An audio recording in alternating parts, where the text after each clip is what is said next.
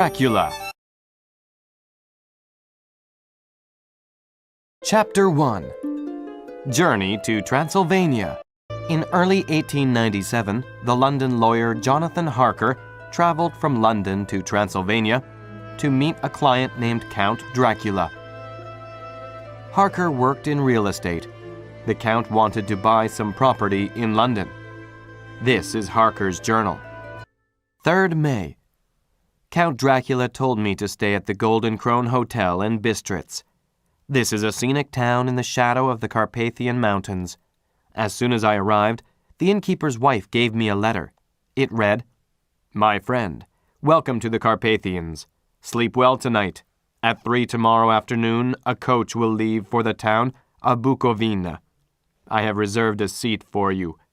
When you get to Borgo Pass, you will meet my driver, who will bring you to me.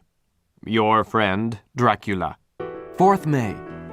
When I asked the innkeeper about the Count, he acted strangely. Before, he understood my basic German well, but when I asked about Dracula, he told me he didn't understand. He and his wife gave each other frightened looks. Finally, after I kept asking, they told me that they knew nothing. Then they made the sign of the cross. This was all very odd. Just as I had finished packing my suitcase for the trip, the old lady nervously came into my room. "Young heir, do you really have to go?" she asked. I replied I had to go as it was business. She asked me if I really knew where and what I was going to do. Finally, she got on her knees and begged me not to go. What silliness, I thought. I helped her stand up and told her firmly that it was my business to go, and nothing could interfere with that. She wiped tears from her eyes. Then she took off the crucifix that hung around her neck and put it around my neck. "For your mother's sake," she said before leaving my room. I am writing this as I wait for the coach. There are many townspeople around the inn talking about me. I looked up in my dictionary the few words I could catch. If I am right, these words are Ordog, which means Satan, and Vrolok, which means something that is either wolf or vampire. These are quaint superstitions. Here comes the coach now. Better late than never. 5th May. I am at Count Dracula's castle now. The journey took many hours and it was a strange one. We soon left the inn behind and entered a wild and beautiful countryside. Before us lay a green sloping land full of forests and woods, with steep hills to the right and left. The afternoon sun brought out all the glorious colors of this beautiful range. Soon the sun sank low behind us. At dark, the passengers became excited and it seemed they were urging the driver to go faster. He lashed the horses unmercifully with his long whip to pick up their speed. Then the mountains closed in on either side. We were entering the Borgo Pass. It was obvious that something very exciting was expected, but though I asked each passenger, no one would give me the slightest explanation. I was looking for a driver who would take me to the Count. I expected to see lamps through the blackness, but all was dark. I was thinking about what I was going to do when the driver, looking at his watch, said, "There is no coach waiting for you here. Perhaps the Count does not expect you after all. You should come on to Bukovina and return tomorrow or the next day, or even better, the day after that." But no sooner had he spoken these words than another coach came up from behind us. This caused our horses to become agitated, and my fellow passengers all shouted and made the sign of the cross. 4 beautiful horses pulled the new coach alongside our own. The driver was a tall man with a long brown beard. A large black hat hid his face from view, but his eyes seemed to glow red in the light of our lamps. He said to the driver, "You are early tonight, my friend." The man stammered in reply. The English heir was in a hurry. To which the stranger replied, "That is why, I suppose, you wished him to go on to Bukovina. You cannot deceive me, my friend. I know too much, and my horses are swift." As he spoke, he smiled, and the lamplight revealed a hard mouth with very red lips and sharp-looking teeth as white as ivory. "Give me the heir's luggage," he said, and my bags were quickly handed out and put in the other coach. As I changed coaches, my new driver leapt down and helped me in. He held my arm in a grip of steel. Then he leapt up to his seat, shook his reins, and we lurched forward, hurtling through the night. This is where my journey became even stranger. At first, I thought we were going around in a circle. I fixed my eyes on the top of a mountain where it met the sky, and realized that we were indeed making a large circle around the pass. By this time, we were near the far side of the pass. I do not recall falling asleep, but I must have. It seemed like we traveled a long way before the coach suddenly stopped. I snapped to my senses and saw that we were in the courtyard of an ancient, crumbling castle and were before a huge wooden door. The driver was already on the ground with my luggage. He helped me out with the same iron grip as before. Then he jumped up without a word, shook the reins, turned the coach around, and disappeared. As I stood there alone, wondering what to do, many questions filled my head. What sort of place had I come to? What sort of grim adventure was I on? These questions were interrupted by the sound of the great door opening.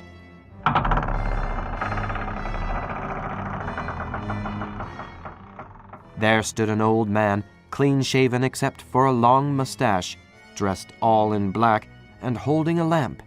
There was not a drop of color anywhere about him, even in his pale white face. He motioned to me very formally with his right hand. His English was excellent, but he spoke with a strange intonation. "Welcome to my house. Enter freely and of your own free will." The instant that I had stepped over the threshold, he grasped my hand with his, which felt more dead than alive. However, it possessed the same unnatural strength as that of the driver. I was so surprised that for a minute I thought that he was the driver. To make sure, I suddenly said, "Count Dracula?" He bowed formally as he replied, "I am Dracula, and I bid you welcome, Mr. Harker, to my house.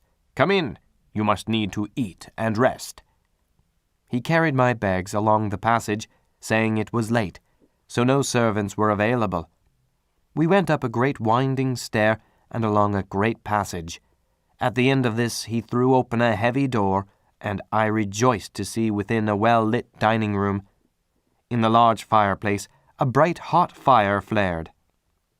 The Count opened another door, which led into a great bedroom warmed with another log fire. The Count left my luggage inside and said, "When you are ready, you will find your supper prepared in the dining room." All my doubts and fears vanished. I realized that I was starving. After washing up quickly, I went to eat. My host made a graceful wave to the table and said, "Please enjoy your dinner. Excuse the fact that I have already eaten." After dinner, we sat together by the fire. I studied him closely, for he had many strange features. His face was strong and long, and he had a high, thin nose. His forehead was high and domed, and his thick white hair was tightly pulled back. The Count's eyebrows were very thick and almost met in the middle. His mouth looked cruel, even when he smiled. I could see two of his white teeth, which protruded out over his surprisingly red lips. The teeth were strangely pointed. In contrast to his lips, the rest of his face was quite white. His fingers were short and broad, and they had long pointed fingernails. When he leaned close to me, I could smell a sort of decay on this breath. This nauseated me, and the Count drew back after seeing my reaction. "You must be tired," he said. "Your bedroom is all ready, and tomorrow you may sleep as late as you want. I have to be away till the afternoon, so sleep well and dream well." 7th May. After my late breakfast the next day, I met the Count in the library. There were many English books there. I asked if I could visit the library whenever I wanted. He answered, "Certainly," and he added, "You may go anywhere in the castle, except where the doors are locked. We are in Transylvania, and Transylvania is not England. Our ways are not your ways, and you may find many things strange here." This led to much conversation. Finally, our conversation turned to our business. "Come," he said, "tell me of London and the house you have prepared for me." I produced the real estate papers for a large estate named Carfax. The Count had sent a description of what he desired, and Carfax was a good match. It was an old house that had been built in the Middle Ages and had been added to since. One part of it looked like a small castle with thick walls and heavy doors. I had him sign the necessary papers and then put them in an envelope with a letter I wrote to my boss. When I had finished, he said, "I am glad that it is old and big. My family is old, and to live in a new house would kill me. An old house has many dark, hidden places, and I love the shadows." We talked some more, mostly about England. Suddenly, the Count jumped to his feet and said, "Why, it is morning already. It's terrible of me to make you stay up so long. You must make your conversation less interesting so that I may not forget how time flies." With a courtly bow, he quickly left me. Chapter 2. Prisoner in Castle Dracula. 8th May. I am beginning to feel that there is something very strange about this place. I need to write only facts in my diary to control my imagination. When I got up after a few hours of sleep, I started to shave. My shaving glass hung by the window. Suddenly I felt a hand on my shoulder, and I heard the Count's voice saying to me, "Good morning." I was greatly surprised that I had not seen him in the mirror. I jumped and cut myself slightly. There was still no reflection of the Count in my mirror, even though he was just over my right shoulder. Then I saw the cut and the blood on my chin. I turned, and when the Count saw my face, his eyes blazed with fury. He suddenly grabbed for my throat. I backed up, and his hand touched the string of beads which held the crucifix. It made an instant change in him. The fury passed so quickly that I could hardly believe it was ever there. "Take care," he said, "how you cut yourself. It is more dangerous than you think in this country." Then seizing the mirror, he added, "This is nothing but trouble. Away with it." He wrenched open the window with his terrible hand, and he flung out the mirror. It shattered into 1,000 pieces on the stones of the courtyard far below. Then he left without a word. When I went into the dining room, breakfast was prepared, but I could not find the Count anywhere. So I breakfasted alone. It is strange that as yet I have not seen the Count eat or drink. He must be a very peculiar man. After breakfast, I did a little exploring in the castle. Doors, doors, doors everywhere, and all locked. There are no exits except the windows. I am a prisoner. As soon as I realized this, I heard a door below shut. I went cautiously to my room and saw the Count making the bed. This only confirmed my suspicions. There are no servants in the house. Now I am sure it must have been the Count himself who drove the coach. Why did all the people at Bistritz have some terrible fear for me? Bless that good woman who hung the crucifix round my neck. It is a comfort to me. 12th May. Last evening the Count began by asking me about legal matters for shipping. "Suppose," he said, "I wish to ship goods, say, to Newcastle or Durham or Dover. Would it be easier to hire a lawyer to claim these goods when they arrive?" I explained to the best of my ability. When he was satisfied, he suddenly stood up and said, "Except for your first letter to Mr. Hawkins, have you written any letters?" I answered that I had not. "Then write now, my young friend," he said. "Write to Mr. Hawkins and any others that you shall stay with me until a month from now." "Do you wish me to stay so long?" I asked, for my heart grew cold at the thought. "I will take no refusal. Your employer sent you here to serve me, did he not?" What could I do but accept? It was Mr. Hawkins' interest, not mine, and I had to think of him, not myself.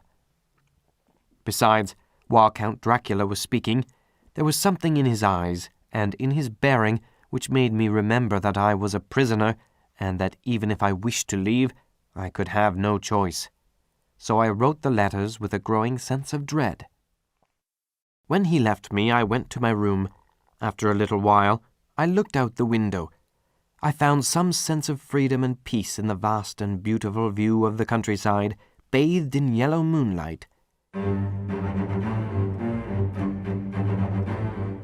As I leaned from the window, my eye caught some movement below me. The Count's head was coming out from a lower window. At first, I was amused by this coincidence, but my feelings changed to repulsion and terror when I saw the whole man slowly emerge from the window and begin to crawl down the castle wall like some huge black insect, face down with his cloak spreading out around him like great wings. At first, I could not believe my eyes. I thought it was some trick of the moonlight, but I kept looking, and it was no delusion. What kind of man is this, or what kind of creature? I feel the dread of this horrible place overpowering me. I am in fear, in awful fear, and there is no escape for me. 15th May. Once more I have seen the Count go out in his insect-like fashion. When he did this, I decided to explore more of the castle. All the doors I tried were locked. At last, however, I found one door at the top of a stairway that was unlocked but difficult to open. I exerted all my strength to push it open enough to permit me to pass. I found myself in a room that was probably used by the ladies of the castle long, long ago. I liked this room and its view, so I sat down to write in my diary. Later, the morning of 16th May. I swear I am not mad, but there are things here that put my sanity to the test. It is maddening to think that there are foul beasts here worse than the Count, and that I must trust him to keep me safe as long as I am useful to him. When the Count warned me against falling asleep in other rooms besides my bedroom, I was frightened, but after I had written in my diary, I felt sleepy. I was still in the room at the top of the stairs. The moonlight was soft, and the couch in the room was inviting. I stretched out on the couch and fell asleep. Suddenly I woke, or I thought I did. Perhaps it was a dream, for there in the room with me were 3 ladies. It seemed like a dream because the ladies cast no shadow in the moonlight. 2 were dark and had great, dark, piercing eyes that seemed to be almost red. The other was fair, with great masses of golden hair and eyes like pale sapphires. All 3 had brilliant white teeth that shone like pearls against the ruby of their full lips. I felt longing and at the same time deadly fear. They whispered together, and then all 3 of them laughed, such a silvery musical laugh, but also inhumanly hard. The fair girl shook her head coyly, and the other 2 urged her on. One said, "Go on, you are first and we shall follow. You have the right to begin." The other added, "He is young and strong. There are kisses for us all." I lay quiet, looking out from under my eyelashes in an agony of delightful anticipation. The fair girl advanced and bent over me till I could smell her breath. It was bitter-sweet, smelling of honey, but also faintly of blood. She was both thrilling and repulsive, and as she arched her neck, she actually licked her lips like an animal. Lower and lower went her head as her lips went below my chin and seemed to fasten on my throat. I could feel her hot breath on my neck. I closed my eyes and waited with a hammering heart. Too suddenly, I was conscious of the presence of the Count, as if he were a storm in the room. I saw his strong hand grasp the slender neck of the fair woman, and with a giant's power draw it back, her blue eyes transformed with rage. But the Count, never did I imagine such fury. His eyes were blazing red, like the flames of hell. He hurled the woman from him, and then he raised his hand against the others. In a voice that cut the air, he said, "How dare you touch him when I had forbidden it? This man belongs to me." The Count then said in a soft whisper, "I promise you that when I am done with my young friend here, you may kiss him at your will. Now go." As I looked through half-shut eyes, they seemed to fade into the rays of the moonlight and pass out through the window. Then the horror overcame me, and I sank down unconscious. 19th May. The date of my death is approaching. Last night the Count asked me, in the nicest way, to write 3 letters, one saying that my work here was nearly done, and that I should start for home within a few days. Another, that I was starting on the next morning from the time of the letter, and the third, that I had left the castle and arrived at Bistritz. I could not refuse, as I am totally within the power of the Count. I therefore pretended not to be worried, and I asked him what dates I should put on the letters. He said, "The first should be June 12th, the second June 19th, and the third June 29th. I know now the span of my life. God help me. 28th May. There is a chance to escape, or at least to send word home. A band of gypsies have come to the castle. Perhaps they will help. All attempts to communicate with the gypsies have failed. At first, they seemed very polite to me as I shouted at them from my window. After a little while, however, they just ignored me.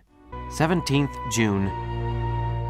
This morning, as I was sitting on the edge of my bed, I heard the cracking of whips and the pounding of horses' feet up the rocky path. With joy, I hurried to the window, and I saw 2 great wagons, each drawn by 8 sturdy horses, each driven by a Slovak, with wide hats, great nailed studded belts, dirty sheepskins, and high boots. I cried to them. They looked up at me stupidly, but the leader of the gypsies said something, at which they laughed. Afterward, no effort of mine would make them even look at me. Their wagons contained great square boxes, with handles of thick rope. These were evidently empty by the way the Slovaks handled them. When they were all unloaded, the Slovaks rode off. 25th June. I must take action of some sort during the day. I have not yet seen the Count in the daylight. Can it be that he sleeps when others are awake? If I could only get into his room! There is a way, if one dares to take it. I have seen him crawl from his window. Why should not I imitate him and go in by his window? It is a terrible risk, but I must take it. Same day, later. I was successful. When I entered the Count's room, it was completely empty except for a great pile of gold in one corner, coins from all countries and ages. The large, heavy door was open, and I searched around the old, run-down castle. Finally, in the basement, I made a discovery. In one of the underground rooms, I saw about 50 great boxes half filled with newly dug earth. Most were uncovered, and in one lay the Count. My blood ran cold, but it seemed as if he were dead or asleep. His lips were as red as ever, but there was no sign of movement, no pulse, no breath, and no beating of the heart.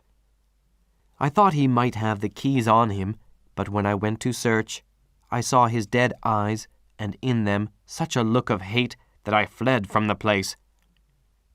Leaving the Count's room by the window, I crawled again up the castle wall. Regaining my room, I threw myself panting upon the bed and tried to think. 29th June. Today I fell asleep in the library and was awakened by the Count, who looked at me grimly. He said, "Tomorrow, my friend, we must part. You return to your beautiful England, and I to my work. When my workers and I have gone, my carriage shall come for you, and shall bear you to the Borgo Pass to meet the coach from Bukovina to Bistritz." I didn't believe him, and I asked, "Why may I not go tonight?"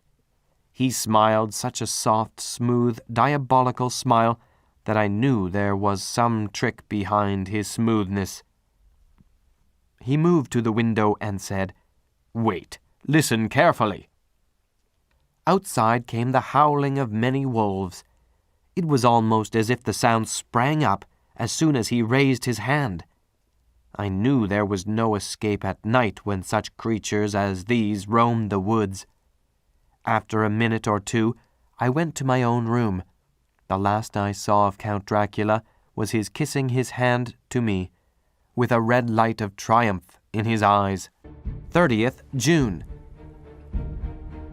These may be the last words I ever write in this diary. Today, I climbed down the wall again. I made my way to the box with the Count in it. This time, it was covered, but the nails were not hammered in yet. I needed the key to the front gate. So I moved the lid aside, but then I had a shock. There lay the Count, looking as if his youth had been half restored. His mouth was redder than ever, for on his lips was fresh blood, which trickled from the corners of his mouth and ran down over his chin and neck. He seemed like a fat leech, resting after gorging himself on blood. I shuddered as I bent over to touch him, and every sense in me revolted at the contact. But I had to search. I felt everywhere, but there was no key. While I stood there thinking, I heard the gypsies' merry voices coming down the tunnel. Quickly I ran and climbed back up to my room. Soon I heard the sound of the gypsy wagons leaving. I am alone in the castle with those horrible women. I shall try to climb down the castle wall to the courtyard. I must find a way from this dreadful place. If this is indeed my last entry, goodbye all. I love you, Mina.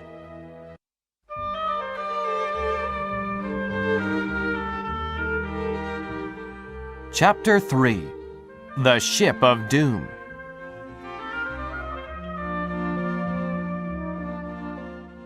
While Jonathan was in Transylvania, his fiancée Mina and her best friend Lucy were exchanging letters about Lucy's recent engagement to an English gentleman named Arthur Holmwood. Mina was happy for Lucy, but she was also getting a little worried about Jonathan. He had been gone for a very long time and had only sent short letters. To celebrate Lucy's engagement and to relieve Mina's worries for Jonathan, the two young women decided to vacation together at a small seaside town named Whitby. They rented a room in a guest house that overlooked the sea, a small church, and its adjacent graveyard. Mina and Lucy became used to sitting on the tombstones in the graveyard because the view was fantastic. One day, as Mina was sitting alone, a sailor came by. He stopped to talk, but he kept looking at a strange ship far out to sea. "That ship is sailing very strangely," he said. "She's a Russian ship by the look of her, but she's moving about in the oddest way. She changes direction with every puff of wind as if no one is steering her. We'll hear more about her before this time tomorrow." The sailor's prediction was right, for the next day after a terrible storm, Mina read the following article in the Whitby Town newspaper. August 8.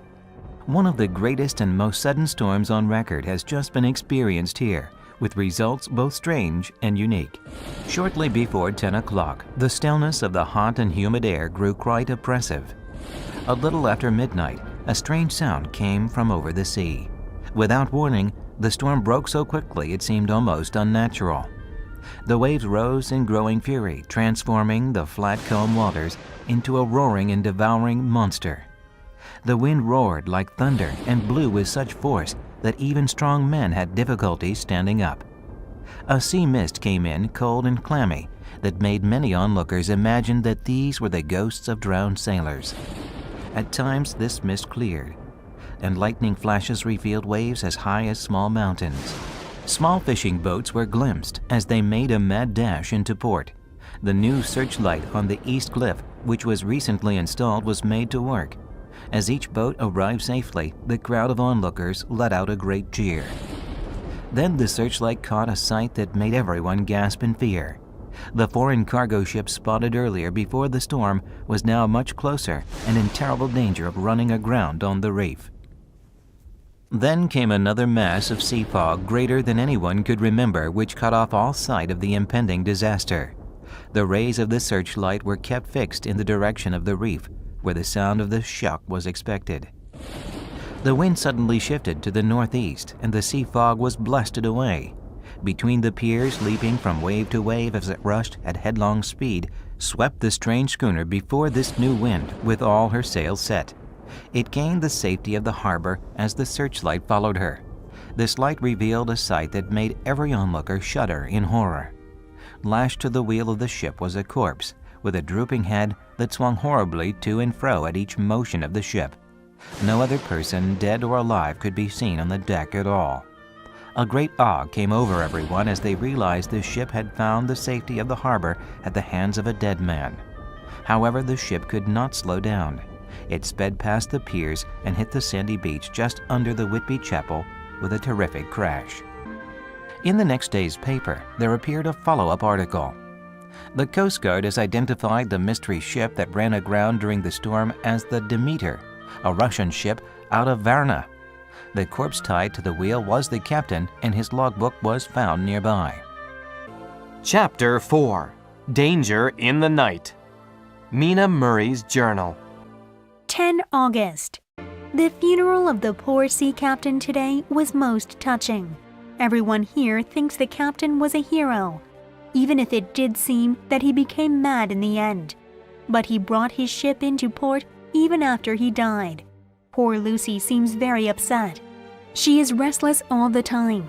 I think she is having terrible dreams, but she will not speak of them. When she was young, Lucy would sleepwalk. Now she is starting again. 12 August. Last night, I woke and found Lucy gone from our bedroom. I walked to the church where we liked to sit. I saw a figure dressed in white lying on a tombstone.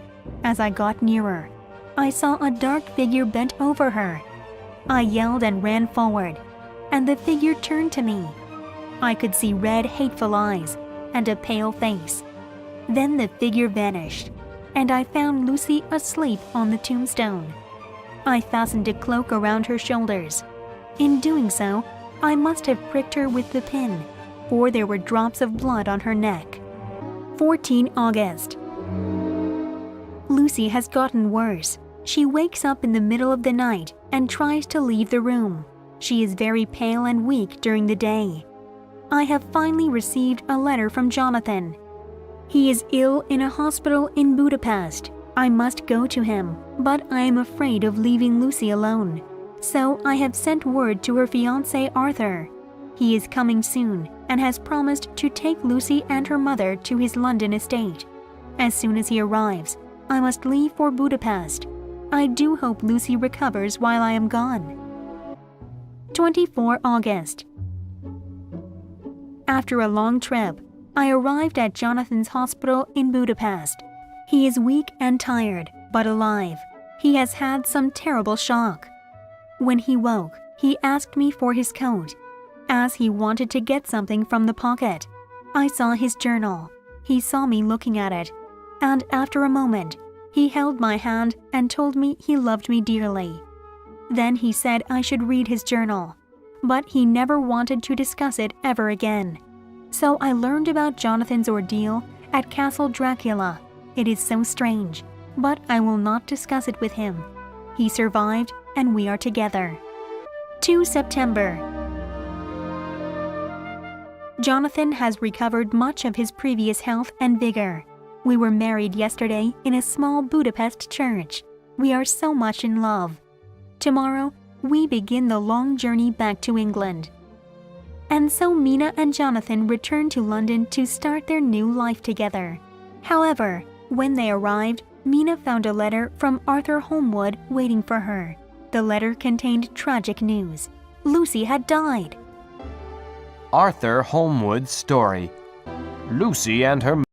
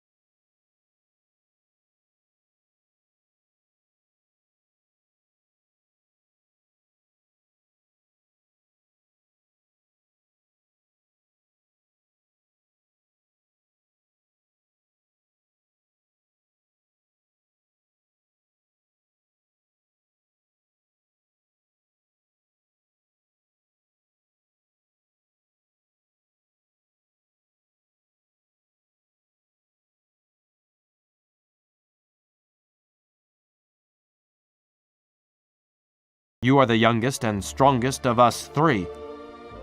He did not have to speak further. I swore that Lucy could have my blood down to the last drop if need be. Dr. Van Helsing performed the transfusion immediately. Apparently his technique was correct. With my blood coursing in Lucy's veins, she showed a marked improvement. The next day I had to leave for my father's house outside London. He was gravely ill, and I needed to see him. Reluctantly, I left Lucy in the care of Dr. Seward and Dr. Van Helsing. They seemed capable of bringing Lucy back to good health. Dr. Seward's story. Shortly after Arthur left to attend his ill father, Van Helsing told me he needed to return to his home in Amsterdam to fetch some books related to Lucy's illness. "I will only be gone a few days," he told me. "Watch over Lucy, especially at night. Put a chair near her bed and do not let her sleepwalk. This is of extreme importance. If you must sleep, sleep during the day." He would not give me any explanation for this strange request, only saying that he needed to consult the books he left in his apartment. When I told Lucy's mother that Dr. Van Helsing had directed that I should sit up with Lucy, she almost pooh-pawed the idea, pointing out her daughter's renewed strength and excellent spirits. I was firm, however, and made preparations for my long vigil. She did not in any way object, but she looked at me gratefully whenever I caught her eye. After a long while, she seemed to sink off to sleep, but with an effort, she seemed to pull herself together and shook it off. It was apparent that she did not want to sleep, so I tackled the subject at once. "You do not want to sleep?" "No, I am afraid." "But, my dear girl, you may sleep tonight. I am here watching you, and I can promise that nothing will happen." "How good you are to me. Then I will sleep." And as soon as she said sleep, she sighed in relief and sank back asleep. All night long I watched over her. She never stirred, but slept on in a deep, tranquil, life-giving sleep. There was a smile on her face, and it was evident that no bad dreams had come to disturb her peace of mind. For 2 nights I watched over Lucy. During the day, I tended my regular duties at the mental asylum where I work. This schedule began to take its toll on me. On the 3rd night, I arrived at Arthur's estate and found that Lucy was up and in cheerful spirits. When she shook hands with me, she looked sharply at my face and said, "No sitting up tonight for you. You are worn out. I am quite well again." "Indeed I am, and if there is to be any sitting up, it is I who will sit up with you." I would not argue the point, but went and had my supper. Then Lucy took me upstairs and showed me a room next to her own, where a cozy fire was burning. "Now," she said, "you must stay here. I shall leave this door open and my door too. You can lie on the sofa. If I want anything, I shall call out, and you can come to me at once." I could not but agree, for I was dog-tired and could not have sat up had I tried. So after making her renew her promise to call me if she needed anything, I lay on the sofa and forgot all about everything. I was conscious of the professor's hand on my head and started awake in a second. "And how is our patient?" he said. "Let us see," I replied. When we entered Lucy's room, we saw a terrible sight. There on the bed lay poor Lucy, more horribly white than ever. Even her lips were white, and her gums seemed to have shrunk back from her teeth, as we sometimes see in a corpse after a prolonged illness. Van Helsing immediately felt for her heartbeat. "It is not too late," he said. "It beats but feebly. All our work is undone. We must begin again. There is no young Arthur here now. I have to call on you yourself this time, friend John." He performed another blood transfusion, using my blood this time. Lucy slept well into the day, and when she awoke, she was fairly well and strong, though not nearly so much so as the day before. That evening, Dr. Van Helsing gave Lucy a necklace of what looked like flowers. At first, she was delighted, but then she said, "Oh, Professor, I believe you are playing a joke on me. Why, these flowers are only common garlic." "Not so, my dear," replied Dr. Van Helsing sternly. "I never jest. There is a grim purpose in what I do. Now sit still a while. Come with me, friend John, and you shall help me deck the room with garlic." The professor's actions were certainly odd, and not to be found in any book that I had ever heard of. First, he fastened the windows and latched them securely. Next, taking a handful of flowers, he rubbed them all over the sashes. Then he rubbed garlic all over the doorknob, above, below, and at each side and around the fireplace in the same way. When Lucy was ready in bed, he fixed a wreath of garlic around her neck. The last words he said to her were, "Take care you do not disturb it, and even if the air feels stuffy, do not open the window or the door." "I promise," said Lucy, "and thank you both 1,000 times. Oh, what I have done to be blessed with such friends." As we left the house, Van Helsing said, "Tonight I can sleep in peace after 2 nights of travel and much reading in the day between. Tomorrow in the morning call for me, and we will see our pretty miss." The next morning we arrived early and met Lucy's mother. She told us that she had entered Lucy's room and found the air thick with the smell of garlic. Worried, she opened the window and took the necklace of garlic away from Lucy's neck. As she spoke, Van Helsing's face turned ashen gray. He did not speak a word to the mother, but as soon as she left, he sat down heavily in a chair. "God, God, God," he said, "what has this poor mother done? In her ignorance, in her desire to give her daughter fresh air, she has lost her daughter's body and soul." But just as suddenly, his fit of despair left, and he jumped to his feet. "Quick, we must act," he said. "It is I now who must donate the blood for Lucy's transfusion." Again we performed the transfusion, and again we saw health flow back into Lucy's pale and waxen cheeks. After the transfusion, we left Lucy sleeping peacefully in her bed. I had to return to the asylum to catch up on my work, in which I was falling behind. That afternoon, I did not receive a summons from Van Helsing, so with a weary body, I headed home for a good night's rest. In the morning, I had a shock. A telegram arrived, dated the previous day from Van Helsing. It read, "I must travel on errand. Do not fail to watch over Lucy tonight. Very important." My God, I was supposed to be with her last night. In a panic, I left for Arthur's estate at once. On arriving, I ran into Van Helsing, who was just arriving himself. "What?" he said. "Did you not spend the night here? Didn't you get my telegram?" We tried ringing the front bell, but there was no answer. Frightened, we ran to the rear of the house and looked in the kitchen windows. The 4 servants were lying on the floor, as if dead. Van Helsing broke the window, and we rushed in. From their labored breathing and the smell of an opened bottle of wine, we quickly realized they had been drugged. We ran to Lucy's room and threw open the doors. How shall I describe what we saw? On the bed lay Lucy and her mother. The mother's white face had a look of terror upon it. She must have died from a heart attack. By her side lay Lucy, her skin as white as chalk, and her throat bare, showing the 2 little wounds looking horribly white and mangled. Without a word, the professor bent over Lucy, listening for life. Then, leaping to his feet, he cried out to me, "It is not yet too late. Quick, wake the servants." Van Helsing had them prepare a hot bath for Lucy and told me to send for Arthur. That afternoon, Arthur returned in a grim mood. His father had just passed away, and now his fiancée was on the edge of death. He went to her room and knelt by her bed.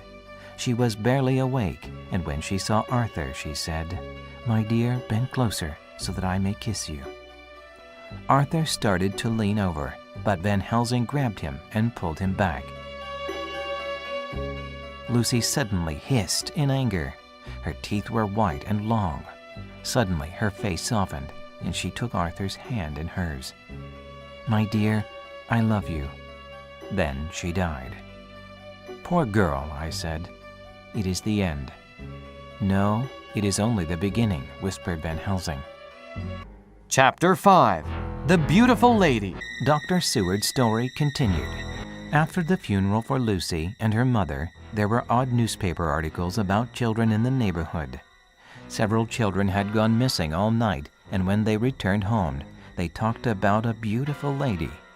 The police dismissed these stories as children just repeating the excuses of others. One afternoon, Van Helsing came to my office and thrust last night's Westminster Gazette into my hand. "What do you think of that?" he asked, as he stood back and folded his arms. The article was about children being decoyed away at Hampstead. I reached a passage where it described small puncture wounds on their throats. An idea struck me, and I said, "Whatever it was that injured Lucy has injured them." "I'm afraid it's more serious than that," Van Helsing said. "The wounds were made by Lucy herself." In sheer anger, I rose up and said, "Dr. Van Helsing, are you mad?" He looked at me with a pained expression. If only I were. Then he held up a key. "This is the key to Lucy's tomb.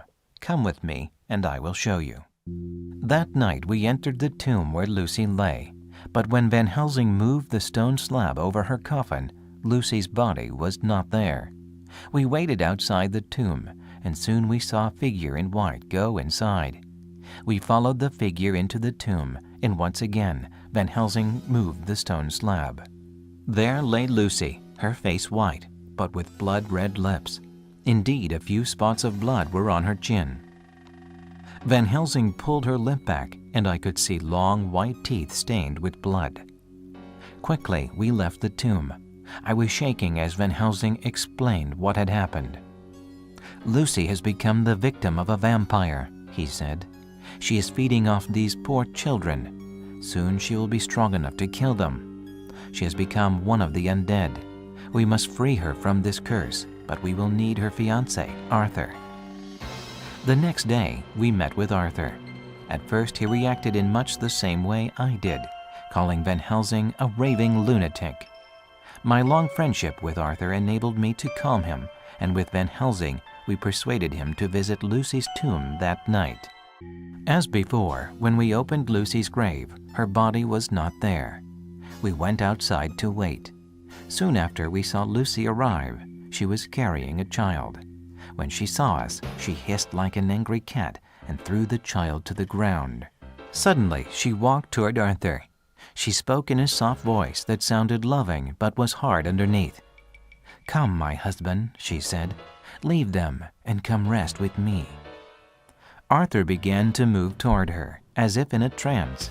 I grabbed his arm and held him back. Van Helsing leapt forward and brandished his crucifix. Lucy shrank back. She went to the entrance of the tomb and passed through the closed door. We followed her inside and found her laying in her grave, as if asleep. Van Helsing handed a hammer and wooden stake to Arthur. "You must set her free," Van Helsing said. "Drive this stake through her heart the second I begin praying." As Van Helsing started his prayer, Arthur pounded the stake with the hammer into Lucy's chest. Tears were streaming down his face. Her body moved and struggled. Arthur hit the stake again, and Lucy's body changed instantly. It became limp, and her face became peaceful. It was the real Lucy again, not the terrible monster she had become. At last, she was free. Chapter 6. The Hunt for Dracula. After Lucy's funeral, Mina contacted Van Helsing because he seemed to know much about her friend's death. After Mina heard the strange tale, she gave Jonathan's diary to him. This is how Van Helsing learned about Count Dracula and his arrival in England. After the vampire Lucy was killed, Van Helsing called Dr. Seward, Arthur, Jonathan, and Mina together for a meeting. "We must destroy Count Dracula," he said. "He is a very strong vampire. When he forces someone to drink his blood, they become his slave. He is as strong as 20 men. He is very intelligent, and he can change his shape into that of a wolf, a bat, or even a fine mist that can move through the tiniest cracks. But he has some weaknesses. He can only move around during the night. During the daylight hours, he is confined to his coffin like the truly dead." Then Van Helsing turned to Jonathan. "You say he left his castle in Transylvania with 50 great boxes?" Jonathan nodded. "Then we must find all of these boxes and destroy them," continued Van Helsing. "Then he will have nowhere to rest and will become weak. He may even die." The obvious place to search was Carfax, the estate Jonathan helped the Count to buy. The men found it was more like an old castle than a mansion, with dank, smelly tunnels underneath. It was in these tunnels that the vampire hunters found Dracula's boxes. They opened each, and Van Helsing sprinkled holy water in every one. As he did this, he said a prayer. Finally, he put a sacred wafer, the same ones that are used in church to symbolize Christ's body, in each coffin. Before he got to the last one, however, the men heard something moving toward them. "We are too late," cried Van Helsing. "Count Dracula has returned."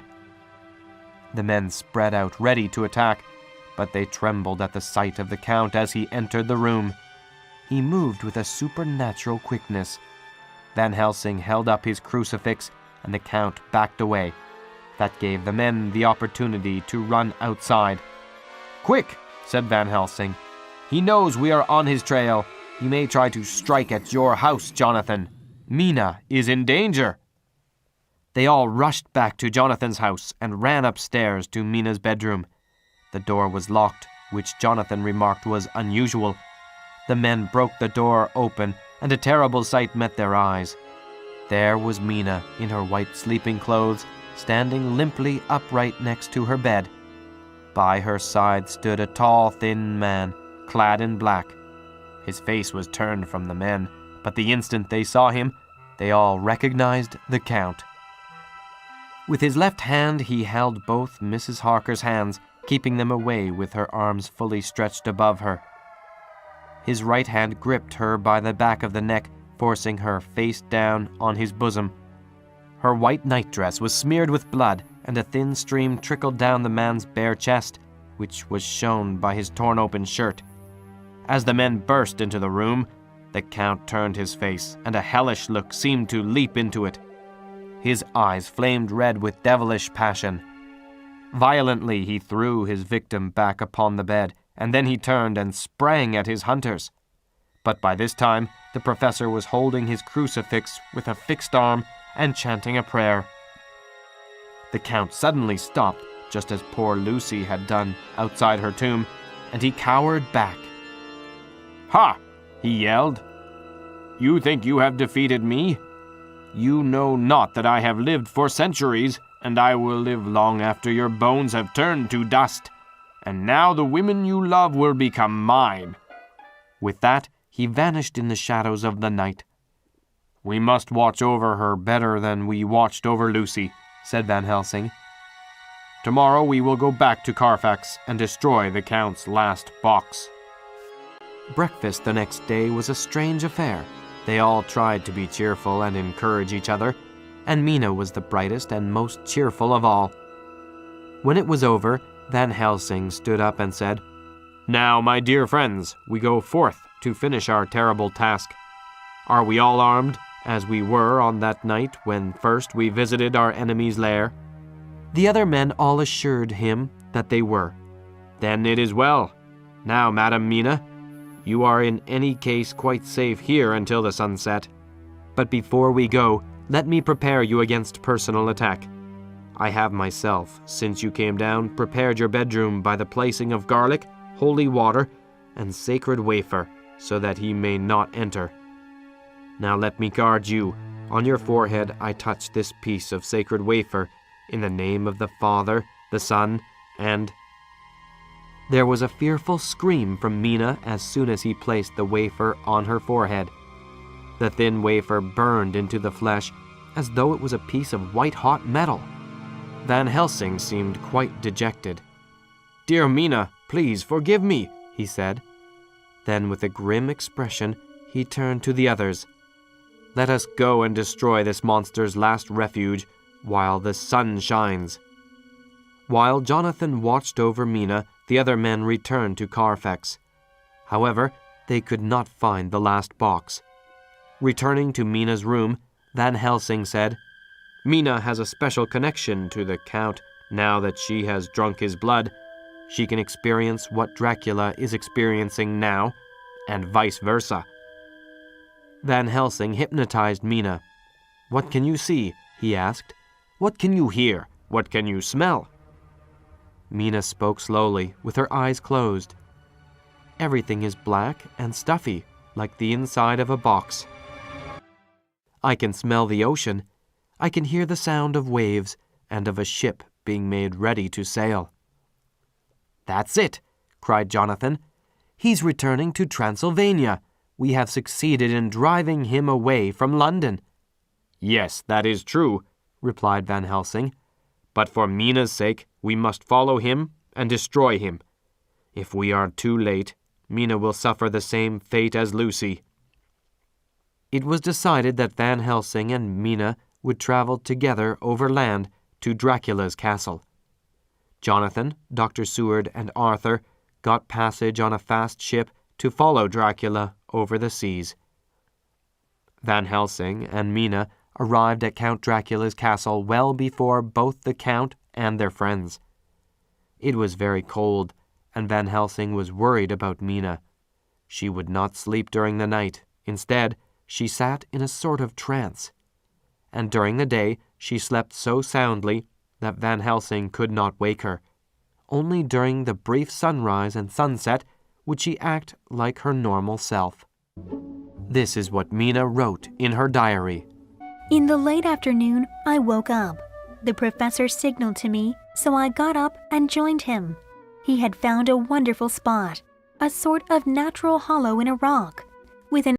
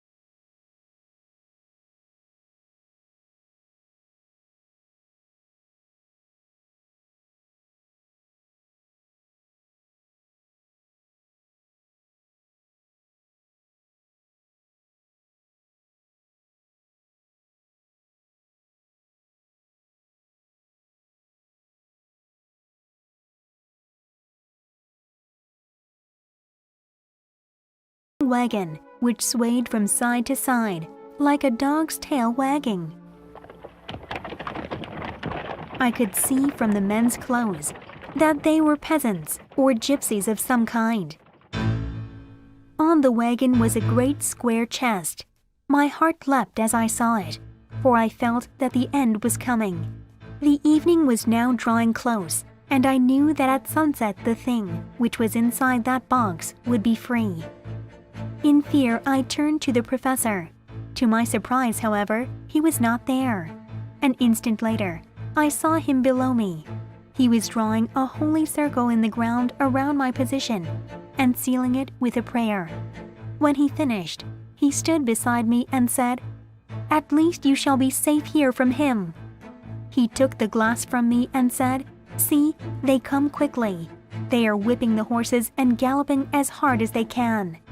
He paused and went on in a hollow voice, "They are racing for the sunset. We may be too late." Then he cried, "Look, look, look! See, 2 horsemen follow fast, coming up from the south. It must be Arthur and John." I took the telescope and looked. The 2 men might have been Dr. Seward and Mr. Holmwood. In any case, I knew that neither of them was Jonathan. However, somehow, I knew that Jonathan was not far off. Looking around, I saw on the north side of the coming party 2 other men riding at breakneck speed. I knew one of them was Jonathan, and the other was Lord Godalming, Arthur's friend from London, who so graciously came with us on our dangerous hunt. They, too, were pursuing the party with the cart. When I told the professor, he shouted in glee like a schoolboy, and then he laid his Winchester rifle ready for use against the rock. "They are all converging," he said. "When the time comes, we shall have the gypsies from all sides." I got out my revolver, for while we were speaking, the howling of wolves came louder and closer. The wolves were gathering for their prey. Every instant seemed an age while we waited. The wind came now in fierce bursts, and the snow was driven with fury, yet the sun still shone here and there. We were accustomed to watching for sunrise and sunset, so we knew with fair accuracy that the sun would soon set. Soon we could clearly distinguish the individuals of each party, the hunted and the hunters. Strangely enough, the gypsies did not seem to realize, or perhaps they didn't care, that they were being pursued. They seemed, however, to double their speed as the sun dropped lower and lower on the mountain tops. All at once 2 voices shouted out, "Halt!" One was my Jonathan's, the other Mr. Holmwood's strong, resolute tone of command. The gypsies may not have known the language, but there was no mistaking intent. Instinctively, they pulled their horses to a stop. Lord Godalming and Jonathan dashed up to one side, and Dr. Seward and Mr. Holmwood went to the other. The leader of the gypsies waved them back, and in a fierce voice told his companions to proceed. They lashed the horses and sprang forward, but the 4 men raised their Winchester rifles, and at the same moment Dr. Van Helsing and I rose from behind the rock and pointed our weapons at them. Seeing that they were surrounded, the gypsies gathered together. Their leader turned to them and said something, at which every gypsy drew whatever weapon he carried, knife or pistol, and they held themselves in readiness to attack. The gypsy leader pointed first to the sun, now close near the mountain peaks, and then to the castle. He said something which I did not understand. As if in answer, all 4 men of our party threw themselves from their horses and dashed toward the cart. Strangely, I felt no fear, but only a wild desire to do something. Seeing the quick movement of our men, the leader of the gypsies gave a command. His men instantly formed a circle round the cart. I could see Jonathan on one side of the ring of men, and Arthur on the other. They were forcing a way to the cart. It was clear that they were bent on finishing their task before the sun could set. Nothing seemed to stop or even to hinder them. Neither the leveled weapons, nor the flashing knives of the gypsies in front, nor the howling of the wolves behind, appeared to even attract their attention. Jonathan's grim face and singleness of purpose seemed to overawe the gypsies in front of him. Instinctively, they cowered aside and let him pass. In an instant, he jumped upon the cart and, with a strength which seemed incredible, pushed the great box over the side to the ground. In the meantime, Arthur pushed desperately forward, as the gypsies cut at him with their flashing knives. He parried them with his great Bowie knife, and at first I thought that he too had come through in safety. But as he sprang beside Jonathan, who had by now jumped from the cart, I could see that with his left hand he was clutching at his side, and blood was spurting through his fingers. He did not delay, however, and through the efforts of both men, the lid of the box began to yield. The nails drew with a screeching sound, and the top of the box was thrown back. By this time the gypsies, seeing themselves covered by the rifles of Lord Godalming, Dr. Seward, and Van Helsing, had given in and made no further resistance. The sun was almost down on the mountain tops. I saw the Count lying within the box upon his earth. He was deathly pale, and his red eyes glared with the horrible vindictive look which I knew so well. As I looked, his eyes saw the sinking sun, and the look of hate in them turned to triumph. But in the instant came the sweep and flash of Jonathan's great knife. I shrieked as I saw it shear through his throat. At the same moment, Arthur's Bowie knife plunged into his heart. It was like a miracle, but before our very eyes, the whole body crumbled into dust and passed from our sight. I shall be glad as long as I live that even in that moment, there was in Dracula's face a look of peace, such as I never could have imagined might have rested there. The gypsies turned, and without a word, rode away as if for their lives. Those who were on foot jumped upon the wagon and shouted to the horsemen not to desert them. The wolves followed behind them, leaving us alone. Arthur sank to the ground and, leaning on his elbow, held his hand pressed to his side. The blood still gushed through his fingers. I ran to him, as did the two doctors. Jonathan knelt behind him. With a sigh, Arthur feebly took my hand in his unstained hand. He must have seen the anguish of my heart in my face, for he smiled at me and said, "I am only too happy to have been of service." "Oh God," he cried suddenly, struggling to a sitting posture and pointing to me. "It was worth it for me to die. Look, look!" The sun was now right down upon the mountain top, and the red gleams fell upon my face, so that it was bathed in rosy light. With one impulse, the men sank on their knees.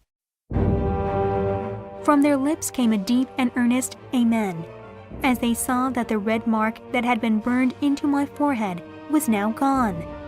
Arthur said,